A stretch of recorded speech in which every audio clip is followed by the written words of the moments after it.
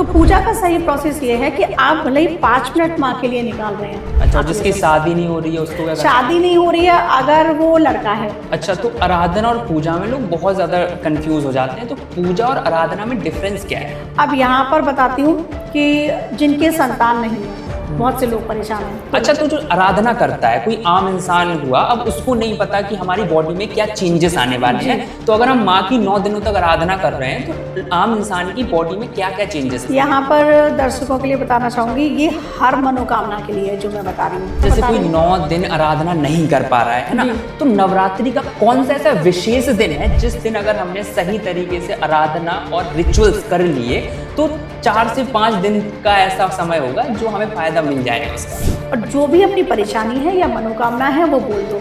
आपका कोई ऐसा काम नहीं जो माँ 6 महीने के अंदर पूरा ना कर दे। आजकल लोग ना रेंट पे रहते हैं या फिर अपार्टमेंट में रहते हैं, तो उनका खुद का घर नहीं होता, बहुत से लोग जॉब के लिए ये करते हैं, तो क्या उन पे भी वास्तु लागू होता है अगर उन्हें आराधना करनी है माँ की?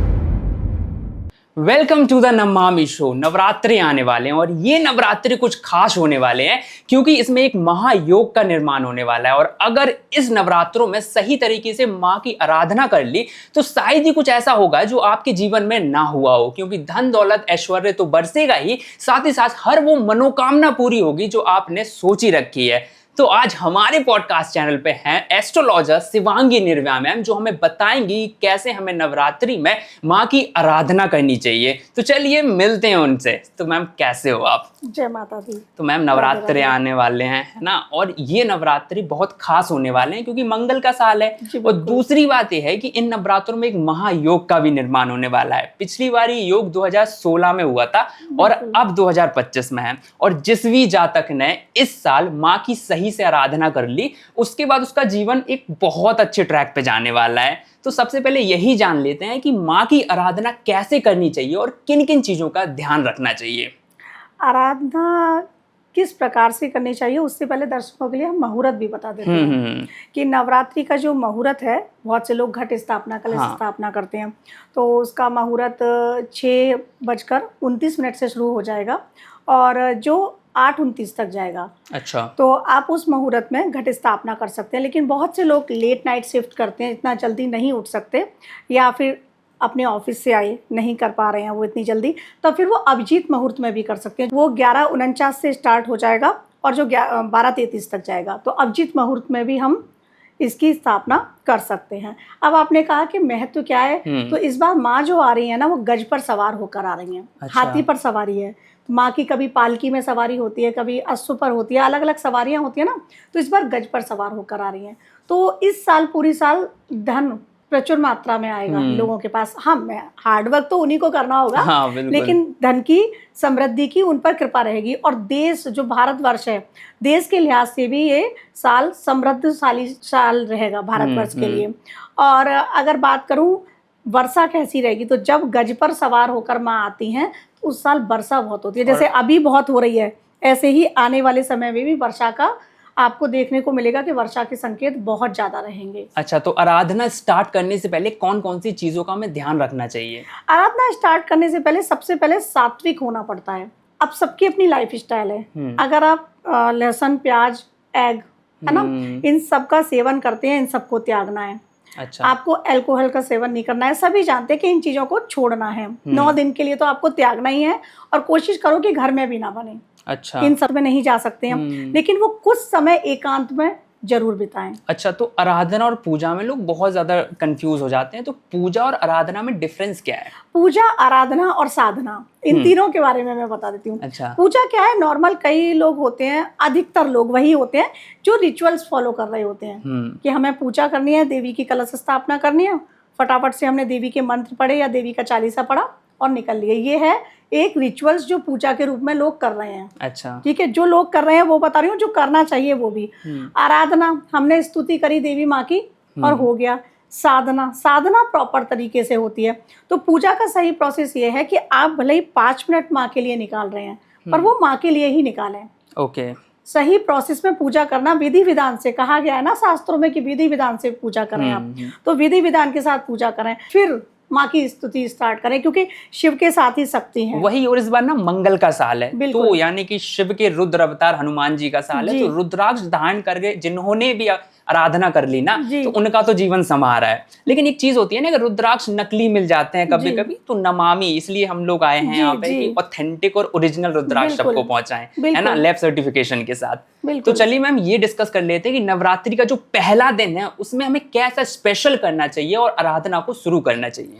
सबसे पहले स्नान आदि से निवृत्त होकर आप घर का वास्तु ठीक करें, थोड़ा सा हल्का सा। घर की एनर्जी ठीक करना बहुत जरूरी है ना, अपने मंदिर की एनर्जी ठीक करें। गंगा जल और गौमूत्र से घर में छिड़काव करें। फिर आपने क्या करना है कि मंदिर में प्रवेश करते ही अगर आपने नमामि से ले रखा है रुद्राक्ष, फिर तो कोई बात नहीं है, नहीं ले रखा है आप पहले से ऑर्डर कर लें। हाँ। और रुद्राक्ष को आप सुबह ही गंगा जल में भिगो दें। ये नवरात्रि के पहले दिन का बता रहे हो आप? पहले दिन सुबह ही भिगो दें, और सुबह भिगोकर स्नान आदि जो कहते हैं पंचामृत से स्नान कराएं, धूप दीप दिखाएं। हालांकि ये चार्ज्ड हैं पहले से चार्ज्ड हैं, लेकिन फिर भी आप अपने घर पर, क्योंकि हमें नहीं पता आपके घर की एनर्जी कैसी है ना, तो आप इसको ये सब शुद्ध करें, उसको पंचोपचार पूजन करें, फिर धारण करें। अब उसके बाद देवी की पूजा में आगे बढ़ें। अच्छा, नमामि का रुद्राक्ष धारण तो मैम बहुत अक्सर जैसे आपने कहा ना घर का वास्तु, तो उसी से याद आया कि कुछ लोगों का जैसे किचन का वास्तु सही नहीं है, रात के बर्तन सुबह धो रहे हैं, है ना, और ऐसे में अगर हम देवी माँ को ला रहे हैं, इवन बेडरूम का भी वास्तु सही नहीं है, ओवरऑल घर का ऑरा ही खराब है, तो आप अगर आराधना करोगे, चाहे पूजा करोगे माँ की, कुछ नहीं लगेगा, क्योंकि एनर्जी पर, पूरा यूनिवर्स एनर्जी पर है।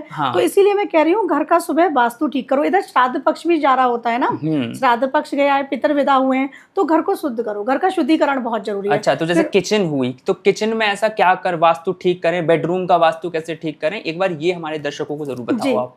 बिल्कुल। अब जैसे वास्तु पर बात आती है, तो सुबह सर्वप्रथम जैसे मैंने बताया गौमूत्र और गंगा जल से छिड़काव करें।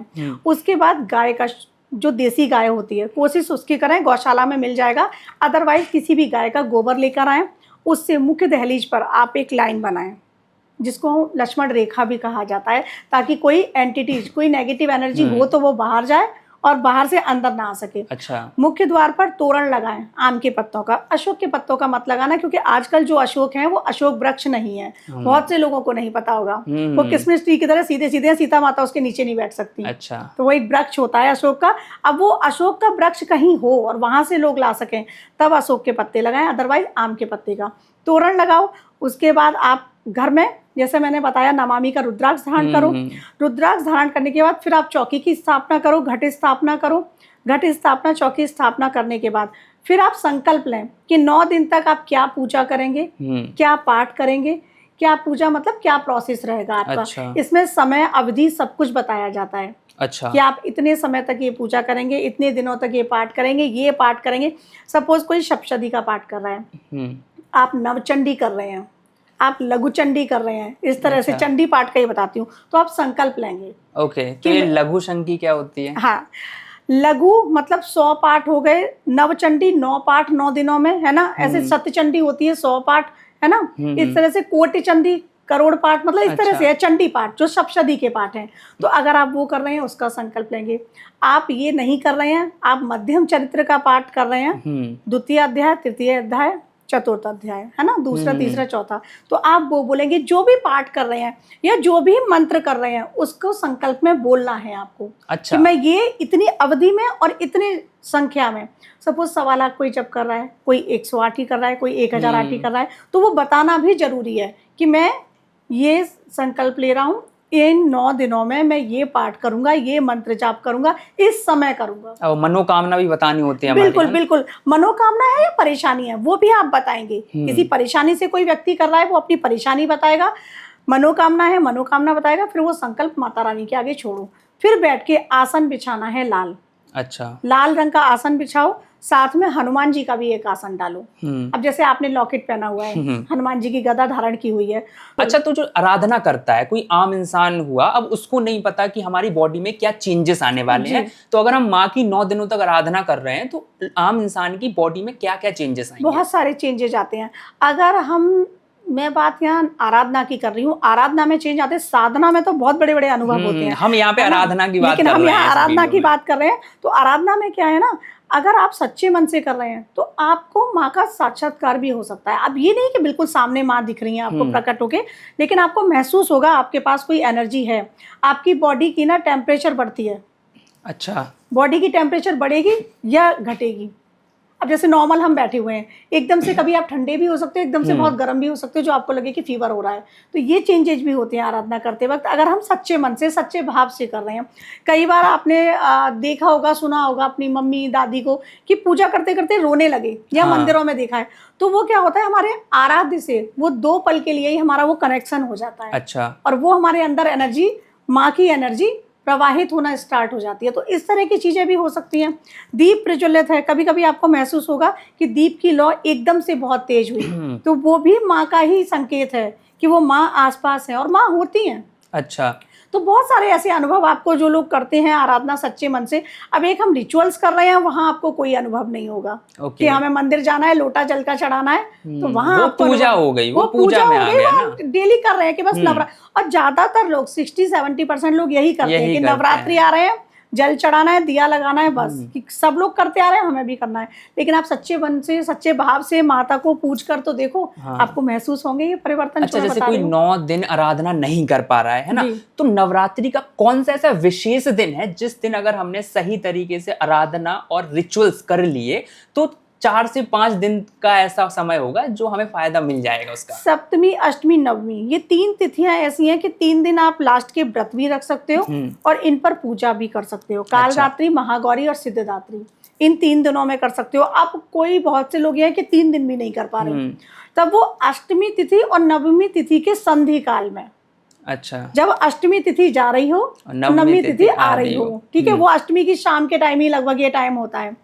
तो इस बार भी आई थिंक वो टाइम जो है वो 5:40 से लेकर 6:30 तक का टाइम है। अच्छा। अष्टमी तिथि, जिस दिन अष्टमी तिथि है, तो उस दिन ये उस समय पूजा करो, जो भी पाठ करने हैं, जो भी जाप करने हैं, उस टाइम बैठकर कर लो। अच्छा मैम, बहुत से लोग ना कुछ तो पाखंड भी करते हैं, है ना, लेकिन कुछ लोगों को सही में ऐसा अनुभव होता है, किसी को माता आती है तो वो माँ का जो ऑरा होता है ना, लोग अपनी बॉडी में सहन नहीं कर पाते, जिस वजह से एग्रेशन, रोना वो वहीं पे निकलता है फूट फूट कर। तो ये ऐसा क्यों होता है और वजह क्या होती है? क्या हम माँ से कनेक्ट हो रहे हैं इस वजह से होता है, या फिर क्या पता माँ हमसे गुस्सा है इस वजह से होता है? नहीं, माँ तो कभी गुस्सा नहीं होती। अब देखो, सपोज मैं माँ हूँ तो मैं अपने बच्चों को गलत चीजों पे गुस्सा होती है, लेकिन प्यार जो होता है ना, 2 मिनट डांट भी दूंगी ना तो फिर मेरा वही ममता उमड़ आएगी। तो माँ कभी गुस्से की वजह से ये नहीं करेगी, वो उनकी भावना होती है। अच्छा। वो भावना में इतनी तेज प्रबल प्रवाह होता है उनका भावनाओं का कि वो उसमें बह जाते हैं। जो वो रो रहे हैं, है ना, माँ के उसमें रो रहे हैं, तो वो माँ, उनके अंदर माँ की एनर्जी होती है। ऐसा नहीं कि माँ उनके अंदर प्रवेश कर गई है, लेकिन माँ की एनर्जी से वो कनेक्ट हो चुके होते हैं पूरी तरह से भक्ति भाव में। तो वो एनर्जी उनकी एनर्जी से कनेक्ट हो जाती है। और मैंने जैसे कहा कि माँ की एनर्जी जब कनेक्ट हो रही है तो कितनी ज्यादा पावरफुल होगी, तो उसको सहन करना भी इतना आसान नहीं है। अच्छा, जैसे कुछ लोगों को ना माँ का आभास होता है, या फिर 9 दिनों में ना सपने में क्या पता, या तो माँ की मूर्ति दिख जाती है हमें, या फिर साक्षात माँ भी दिख जाती है। तो इसका क्या मतलब होता है और क्या सिम्टम्स होते हैं कि हमें ये चीजें दिखें? अब जैसे माँ दिख रही है आपको, है ना, किसी भी रूप में, दुर्गा रूप में, काली रूप में, जिस, और माँ एक चीज और बता रही हूँ, ज्यादातर केसेस में ये होता है रुद्रा कि जिस रूप में आप उनको पूज रहे हो वो उसी रूप में आपको दिखेंगी। अच्छा। ज्यादातर केसेस में। या फिर कभी ऐसा होता है, सपोज मैं दुर्गा माँ को पूज रही हूँ और मुझे माँ काली दिख रही है, उसका मतलब है कि मेरी पास्ट लाइफ से जुड़ी हुई है माँ। अच्छा। काली की पूजा साधना, तो माँ आके बोल रही है कि आप स्टार्ट करो। तो माँ का दिखने का मतलब है कि उनकी कृपा आप पर है। अच्छा। और वो कोई ना कोई संकेत दे रही हैं। तो कई बार तो क्या होता है ना कि हम समझ जाते हैं, कई बार नहीं समझ पाते हैं। माँ अगर आपको स्वप्न में दिखाई दे रही है तो आप उनकी पूजा करो। अच्छा, माँ काली दिख रही हूँ तो? माँ काली दिख रही हैं तो अगर आप काली की पूजा नहीं करते हो तब अच्छा। बताती हूँ। तो इसका मतलब है पास्ट लाइफ से आपका काली से कनेक्शन है, आप साधक रहे हो, साधना कोई छूटी है। क्योंकि ऐसा ना गीता जी में भी वर्णित है, भगवत गीता, श्रीमद् भगवत गीता जो है, उसमें श्री कृष्ण ने अर्जुन के लिए बताया है कि अगर इस तरह की चीजें हो रही हैं, मतलब पिछले जन्म से जुड़ी हुई आपकी साधना है जो ब्रेक हुई है, जो इस जन्म में आपको शुरू करनी है। अच्छा, अक्सर क्या होता है ना, घर में लोग माँ की मूर्ति तो रख लेते हैं, लेकिन उन्हें नहीं पता होता है कौन सी दिशा में हमें रखनी चाहिए फॉर मनी, क्योंकि हर दिशा पैसे के लिए नहीं होती है, हर दिशा हेल्थ और रिलेशनशिप के लिए नहीं होती है।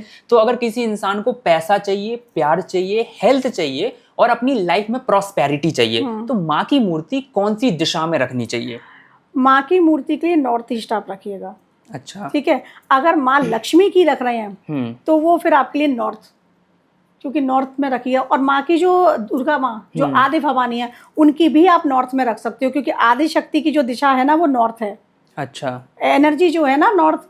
अभी जैसे मैं लोगों को बताती हूँ कि शिवालय में भी जब आप जाओ, है ना, तो हमारा नमामि का रुद्राक्ष धारण करके ही जाओ। हाँ। और बैठो शिवालय में तो उत्तर मुख होकर बैठो, क्योंकि आप देखना कहीं भी जो शिवालय में जलहरी होती है उसका मुख उत्तर की तरफ होता है। जलहरी का मुख उत्तर की तरफ मुख करके बैठो, क्योंकि आदि शक्ति की एनर्जी उत्तर में है। ओके। तो नॉर्थ में आप माँ की रखो और नॉर्थ में मूर्ति रखो। माँ का फेस होगा साउथ की तरफ, नॉर्थ में वो होंगी, और आपका फेस होगा नॉर्थ की तरफ, तब बैठ के पूजा करो। माँ की जो पूजा करनी है नवरात्रों में आपको उत्तर मुख होकर करनी है।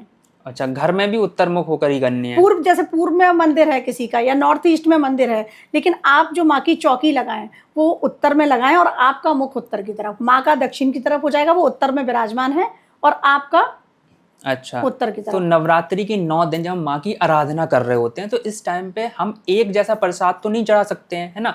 तो 9 दिन के लिए 9 ऐसे कौन कौन से प्रसाद हैं जो हमें माँ को चढ़ाने चाहिए? देखिए, अगर आप, मैं तो ये कहूंगी 9 दिन के 9 भोग सबको बताऊंगी, पर जिनका व्रत है तो वो कुछ ऐसा भोग चढ़ाएं, क्योंकि माँ का भोग आपको ग्रहण करना भी बहुत जरूरी है। हाँ। वो चार्ज हो रहा है ना, माँ की एनर्जी उसमें आ रही है, तो आपको ग्रहण करना भी जरूरी है। तो जिनके व्रत हैं वो तो फिर ड्राई फ्रूट्स की खीर बना के, समा के चावल की खीर बना के इस तरह का चढ़ाएं भोग। अच्छा। जिससे बनाना शेक बना दिया, प्योर, मतलब कस्टर्ड वगैरह मत डालो उसमें, ऐड मत करो। बनाना शेक बनाया, एप्पल शेक बनाया, वो माँ को भोग लगाओ और आप खुद भी ग्रहण करो। ड्राई फ्रूट की कतली बनाओ, वो आप खुद भी ग्रहण करो। दूध का मावा बनाओ उसका। लेकिन अब जिन लोगों के व्रत नहीं है, सिर्फ पूजा कर रहे हैं, तब फिर वो लोग मालपुए का भोग लगाएं। अच्छा। सप्तमी वाले दिन, अष्टमी वाले दिन आप लगा सकते हैं। सूजी के हलवे का भोग लगाएं, माँ को बहुत पसंद है। चावल की खीर, उसमें ड्राई फ्रूट डाल के उसका भोग लगाएं। नॉर्मल पुए बनते हैं आटे के, उसका भोग लगाएं। अच्छा। तो ऐसे अलग अलग दिन आप माँ का अलग अलग भोग लगा मतलब सकते हैं। ऐसा कुछ नहीं है कि पर्टिकुलर डे ये वाला भोग लगाओ? अष्टमी के दिन हलवा चने का जरूर लगाना है। अच्छा। अष्टमी के दिन हलवा चने और काल रात्रि वाला जो सप्तम है नवरात्रि, उस दिन आप मालपुए का जरूर लगाएं। अच्छा। बाकी आप किसी भी दिन कोई भी भोग लगाएं, बेसन के लड्डू का भी लगा सकते हैं।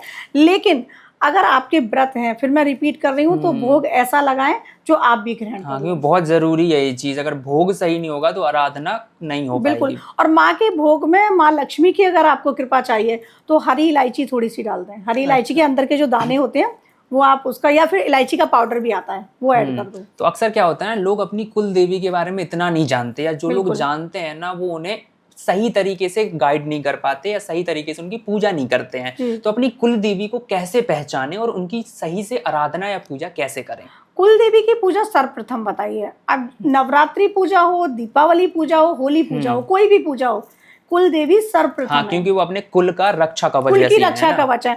और आपको दर्शकों को बताना यहाँ चाहूंगी, कुल देवी जो है ना वो हमारे मुख्य द्वार पर ही निवास करती है। जैसे मैंने कहा ना, मुख्य द्वार की पूजा करो, उसका मतलब ही ये है कि कुल देवी की पूजा करो। अच्छा, तो इसको क्या ऐसे रिलेट कर सकते हैं कि जब तुम आराधना कर रहे होगे ना तो कुल देवी ही तुम्हारी रक्षा कर रही होगी? बिल्कुल। कुल देवी का जब तक आशीर्वाद नहीं है ना, तब तक आपको माँ आशीर्वाद नहीं देंगी। अच्छा। आपको कोई भी, शिव जी हो, हनुमान जी हो, कृष्ण जी हो, जिसको भी आप भजते हैं, जिस भी इष्ट को आप भजते हैं, कोई भी आपको आशीर्वाद अपना प्रदान नहीं करेगा जब तक कुल देवी का आशीर्वाद नहीं होगा।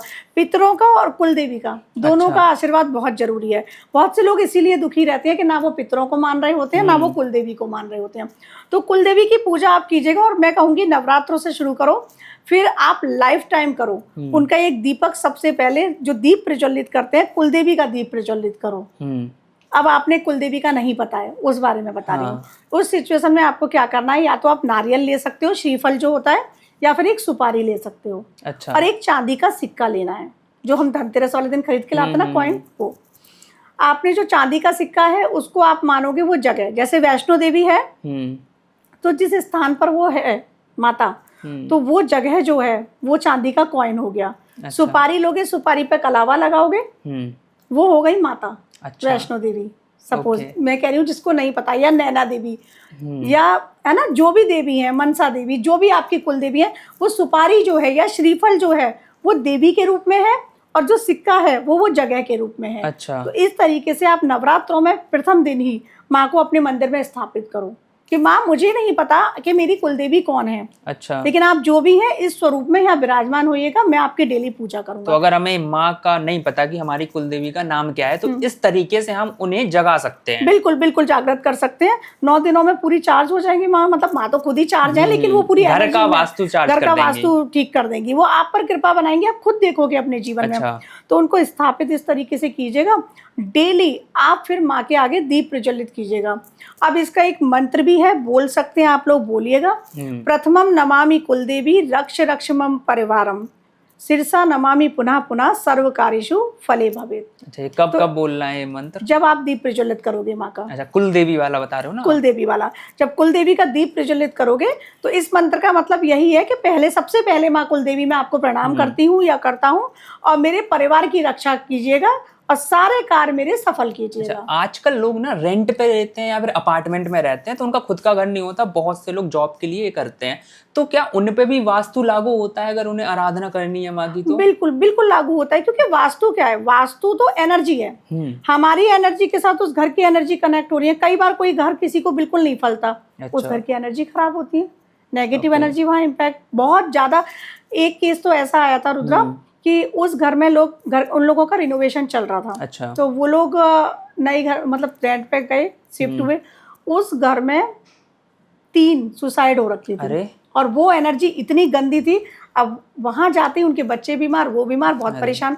वो मेरे पास आई चार्ट दिखाने। चार्ट देखते देखते एकदम मैंने उनसे कहा कि आपके घर में ऐसा ऐसा कुछ है, मुझे ऐसा लग रहा है।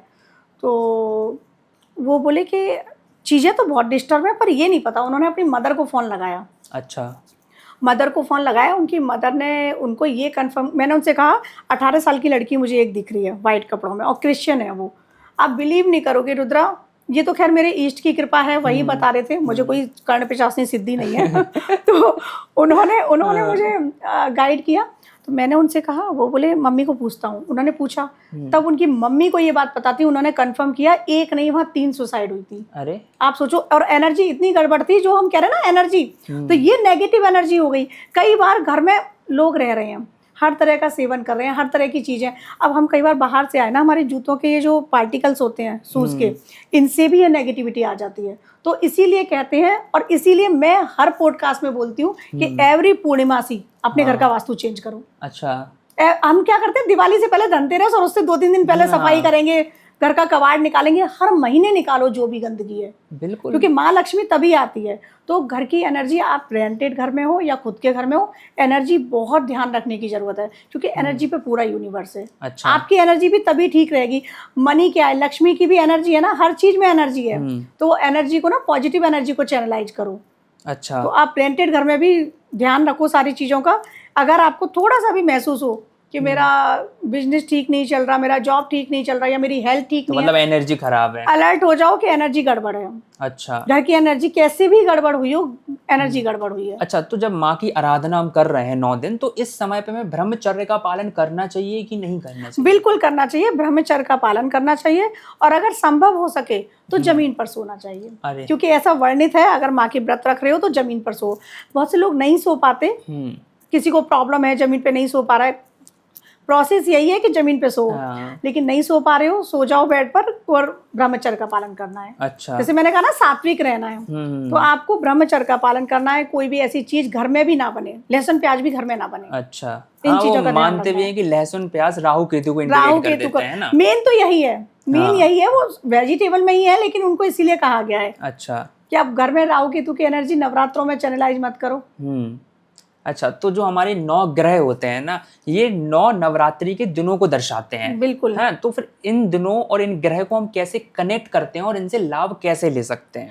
इनसे लाभ ऐसे ले सकते हैं कि डे वाइज आप माँ की पूजा करते रहो। हर दिन का एक ग्रह है, हर दिन के हिसाब से, तो उस हिसाब से करते रहो आप 9 ग्रहों को। या फिर आप, सबसे ज़्यादा आपके लिए बताऊं, आप माँ दुर्गा के ना 32 नाम हैं। अच्छा। हाँ, वो 32 नामों का आप जाप करो। और ऐसा माने खुद देवी महात्म्य में बताया है, ब्रह्मा विष्णु महेश सारे देवता उनकी स्तुति करने आए जब उन्होंने रक्त बीज का वध कर दिया। उसके बाद सबने कहा, पुष्प वर्षा की माँ काली को, और कहा कि आपने मतलब ये सब कुछ कर दिया, तो अब ऐसा कौन सी स्तुति करें, क्या करें। तो माँ ने कहा कि अगर आप कुछ भी नहीं कर सकते हो, मेरे 32 नामों का जाप करो। तो माँ के दुर्गा के 32 नाम हैं, और ये लास्ट में है दुर्गा सप्तशती में। सिद्ध कुंजिका से पहले देव अपराध क्षमा है, उससे पहले है ये 32 नाम। अच्छा। लास्ट में दुर्गा सप्तशती में आप इन 32 नामों का जाप करो, सारे ग्रह आपके कंट्रोल रहेंगे अच्छा। माँ के 32 नामों से। अच्छा जी। तो हम जैसे कि हम देखते हैं कि कुछ लोग नहीं कर पाते हैं साधना, बहुत बिजी लाइफ हो जाती है जी, आजकल। जी। तो ऐसा क्या अगर छोटी मोटी रेमेडीज भी हो जिससे हमें माँ का आशीर्वाद मिलने लगे तो भी बहुत बड़ी बात हो जाती है बिल्कुल, लोगों के बिल्कुल, लिए, है बिल्कुल। ना? तो कौन सी ऐसी रेमेडीज हैं जो अगर आप आराधना या साधना नहीं कर पा रहे हो तो ये रेमेडीज कर लो तो भी माँ आपके साथ रहेंगी हमेशा? यहाँ पर दर्शकों के लिए बताना चाहूंगी, ये हर मनोकामना के लिए है जो मैं बता रही हूँ। अच्छा। और आपको करना क्या है, पीली मिट्टी लेके आनी है। अच्छा। हाँ, शुद्ध हो पीली मिट्टी।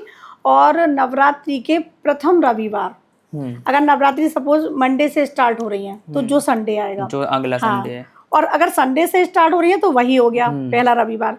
नवरात्रि के पहले रविवार आपने क्या करना है, पीली मिट्टी का शेर बनाना है। अच्छा। शेर हाथ से बनाओ। अब बहुत से लोग मार्केट से ले आते हैं, लेकिन वो पीली मिट्टी के नहीं है। अच्छा। मैंने ये रेमेडी कई लोगों को बताई, वो मार्केट से ले आए और कर दी।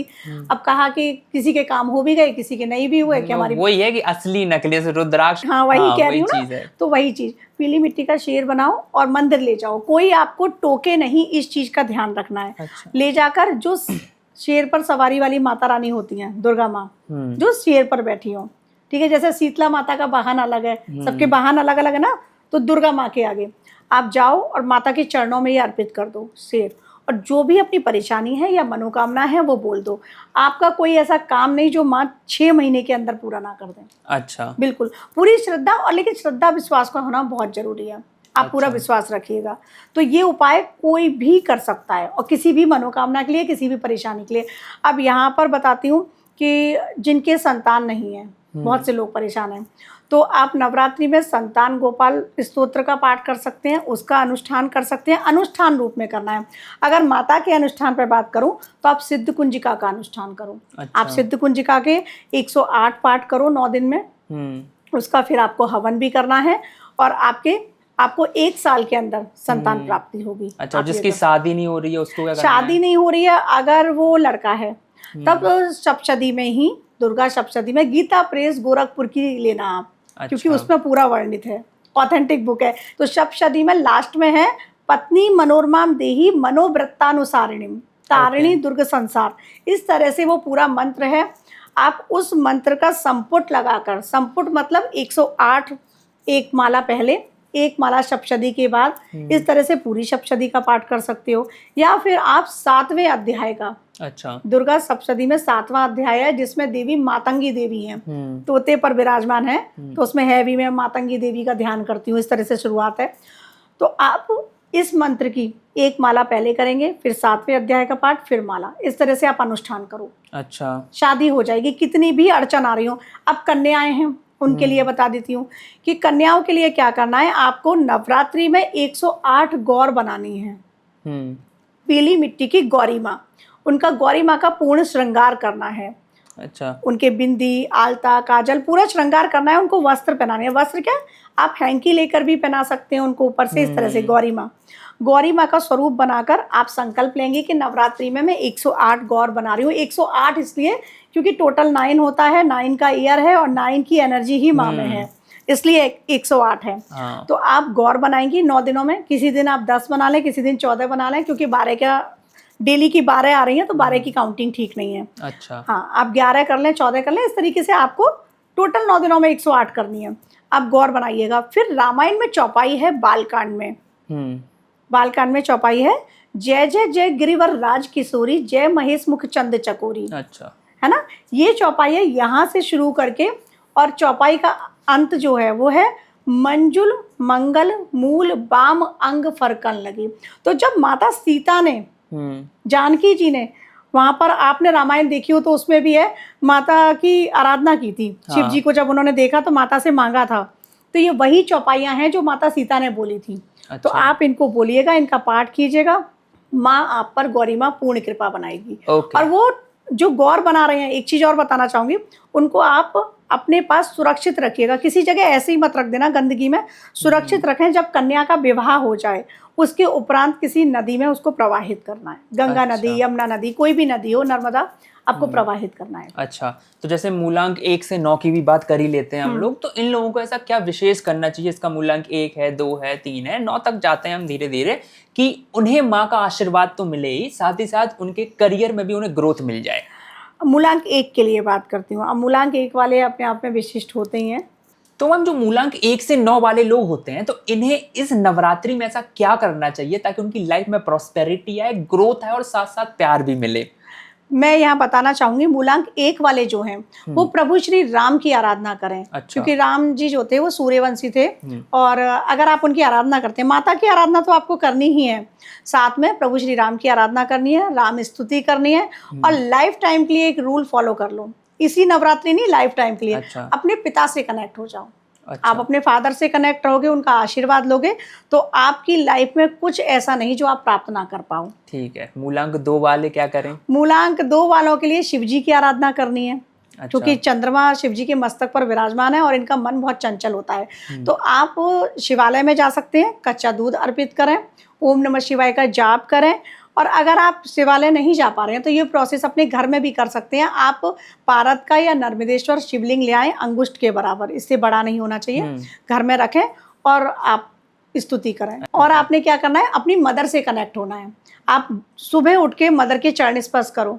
अब बहुत से लोग माँ के पास नहीं रह रहे हैं, जैसे आप दूर हो, मैं दूर हूँ, है ना, तो क्या करना है, फोन पर बात करो, आशीर्वाद लो माँ का। अच्छा, और मूलांक 3 वाले ऐसा क्या करें? मूलांक 3 वालों के लिए बताना चाहूंगी, अब यहाँ पर गुरुदेव बृहस्पति जी हैं, है ना, उनको रूल कर रहे हैं। तो मूलांक 3 वाले अपने एक तो गुरुओं का सम्मान करें, लाइफ टाइम के लिए चीजें हैं ये। अच्छा। कि जो भी उनके टीचर्स उनकी लाइफ में रहे हैं उनका सम्मान करो, और डेली संभव नहीं है लेकिन जब भी संभव हो उनका आशीर्वाद लेते रहो। और रेमेडीज के तौर पे उनके लिए बताना चाहूंगी, भगवान विष्णु की वो आराधना करें। अच्छा। विष्णु सहस्त्र नाम का पाठ कर सकते हैं। ओके, और मूलांक 4 वाले ऐसा क्या करें? मूलांक 4 वाले बहुत ही कलयुग के राजा है, राहु वाले हैं। हाँ। तो इनके लिए कहूंगी, ये देवी में अगर आराधना करें तो छिन्नमस्ता की करें। ओके। ये लोग 10 महाविद्याओं में से एक हैं, तो उनकी पूजा करें। और अगर इनके लिए बताऊं तो विष्णु जी के अवतार हैं, तृतीय अवतार भगवान बराह, उनकी ये आराधना करें। और ये अपनी बेटियां जो होती हैं उनको थोड़ा सा पूजें, पैर पर उनके, और हाँ, फिर जाएं। हाँ, फिर जाएं। और मूलांक 5 वाले ऐसा क्या करें? मूलांक 5 वालों के लिए बताऊंगी, इनको इस साल क्या लाइफ टाइम के लिए एक तो गाय को हरा चारा खिलाना है, खिलाते रहें। दूसरा, ये लोग जो भी अपनी बहन, बेटी, बुआ, जिस रूप में भी घर की कन्याएं हैं, है ना, बहन हो गई, बेटी हो गई, बुआ हो गई, इनको ये बुलाएं अपने घर, और अच्छे से बुलाकर। जैसे क्या होता है कि अचानक से हम पहुंच गए, बहुत से आजकल ऐसे हो गए हैं कि बहन आ गई, बेटी आ गई, खर्चा बढ़ गया, है ना, तो वो नहीं सोचना है। आप अपने मन से खुशी खुशी मन इनको दीजिएगा, तो आपकी लाइफ में ना तरक्की और बढ़ेगी। और अगर मैं बात करूं रेमेडीज के तौर पे, तो जैसे मैंने बताया, गौशाला में जाके चारा दान करें ये लोग। ओके। और मूलांक अब बात कर लेते हैं 6 से लेकर 9 तक एक साथ। जी। अब मूलांक 6 वालों के लिए क्या करना है, आपको शिवालय जाके दही शिवलिंग पर लगाना है। ऐसा करने से शुक्र वाले तो आप हैं ही, और माँ लक्ष्मी की कृपा आप पर बनेगी। अच्छा। अच्छे से बनेगी, ये करें। और जो महिलाएं हैं वो चांदी की पायल पहन के रखें, और जो पुरुष हैं तो चांदी का कड़ा भी पहन सकते हैं। अच्छा। तो ये पहने। अब मूलांक 7 वालों के लिए बात करूं, केतु वाले हैं ये लोग, तो आपने क्या करना है, आप अपनी स्पिरिचुअल जर्नी जल्दी से जल्दी स्टार्ट करें, थोड़ी सी स्पिरिचुअल लाइफ जीने की कोशिश करें।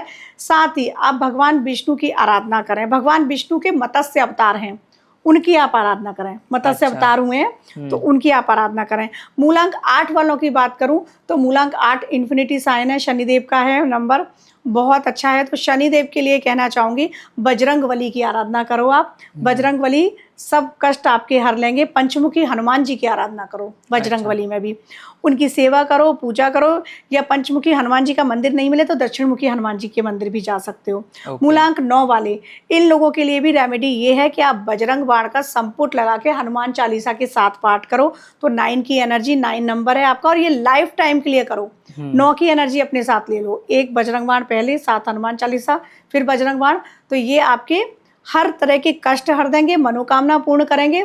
और पंचमुखी हनुमान जी की सेवा करो। अच्छा, तो चलिए ma'am, thank you for your guidance, ताकि हमारे लोगों को बहुत अच्छे से ये चीज़ समझ में आ गई है कि माँ की साधना कैसे करनी चाहिए। और ये जो गिफ्ट है ये आपके लिए हमारे तरफ से है। इसमें 7 मुखी रुद्राक्ष है और हनुमान जी की गदा है, और इसमें काशी से लाई हुई एनर्जाइज्ड भभूति भी है, जो कि अगर आप लोग भी कोई भी रुद्राक्ष लोगे तो वो भभूति आपको उसके साथ मिलेगी। तो ये आपके लिए है।